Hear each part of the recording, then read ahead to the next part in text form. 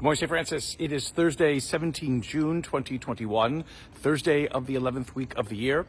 This morning in the Memorial Garden, once again, as the sun comes up here on a very cool, if you can say that, a very cool morning here in Carolina. Continuing with our readings today, the first reading, 2 Corinthians. Paul, if you've never read the epistles in full, do it from time to time, because it's interesting. It's an interesting characterization of Paul. Because the thing about it is that we don't really have much historical evidence except for what Paul says about what was going on in these various communities during the times that he's writing to them, and then his visitations to them.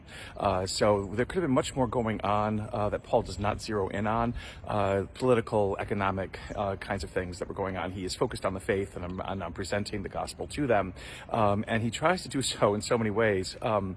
But always with a sense of justifying himself. And, again, this passage begins with, this wonderful way of, let me, would you please indulge me for just a moment, as I basically tell you everything that I've done for you and how I've tried to give you the faith and how I've done nothing wrong. And if you're getting angry at me, please don't get angry at me. All these kinds of things. Interesting, Paul's own self-justifications are part of what his mission was about. And it is a successful mission. But it also, again, comes through the mind, the mouth, the heart of this man who was formerly known as Saul of Tarsus.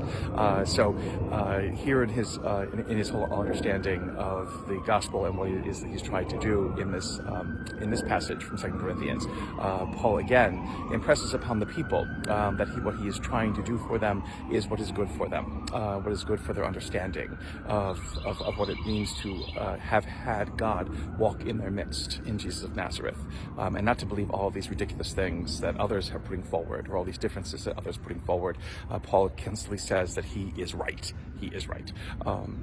That with the gospel, is paired with the gospel, although again, it doesn't necessarily connect with the gospel. But the gospel is in Matthew 6. Now we move on to Matthew 5 and Matthew 6, and it is Jesus offering the Lord's Prayer, the Our Father, in its totality, as we have continued to pray it from these very ancient times. And again, everybody knows the Our Father. Everybody knows what the Our Father says, what it does. It's important to know always, though, within this praying of the Our Father, that it is not a Christian prayer. We, as Christians, have adapted it and claimed it and now own it, but it comes out of a Jewish context. It is a Jewish prayer because, again, Jesus is Jewish and he is speaking to Jewish people, not necessarily to establish them as Christians, because remember, it's in Antioch that the believers, the followers of Jesus, first become known as Christians. Jesus is not necessarily establishing Christians. He is trying to bring fulfillment to the promises that have been made to Israel from the beginning of the relationship with God. And so this sense in which Jesus says that there are many in this world who basically, or many in their world, pagans, as he uses that word, who pray in a variety of ways, trying to beleaguer, trying to badger God again and again.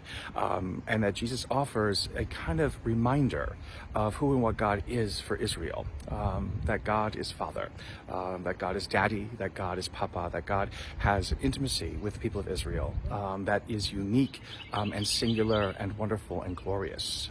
And for us as Christians to have inherited that intimacy is something that we owe to our Jewish brothers and sisters.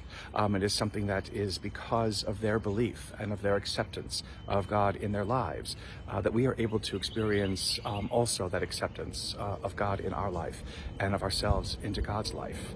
When we pray this prayer, we are praying it with history. We are praying it with those of the ancient world, with our Jewish brothers and sisters who first came to understand the uniqueness of a relationship with God that is not based upon beleaguering and badgering God again and again and again to get what it is that we need, but for a God who knows our needs and a God who wants us to be aware that he is a God who can grant, who can satisfy, who can offer us the fullness to what all of our needs demand and request. And may the Lord give you peace.